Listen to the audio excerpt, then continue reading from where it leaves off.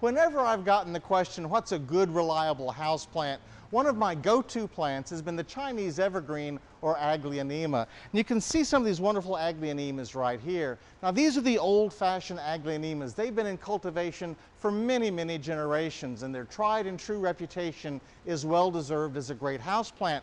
But the thing about them is as pretty as they are, their beauty is very subtle. Shades of pewter and dark green are typical to the different varieties of Chinese evergreens that we've had available to us for a long time. Well, that's all changed. In the past 5 years or so, exciting new varieties have come out of Southeast Asia that add the color red, pink, and all different shades in between to these wonderful, tough, reliable plants. Look at some of the new varieties out now. Look at this one with the dark pink splotches in the leaves. Looks almost like a caladium. Here's one with shades of flamingo and magenta, chartreuse and dark green. Pink stems on these are really notable. This beautiful one with the pale pink midrib and little speckles all over the leaves. And then look at this one with the dramatic dark red edges to the leaves. And again, those beautiful dark pink petioles. These just completely revolutionize how these great plants look.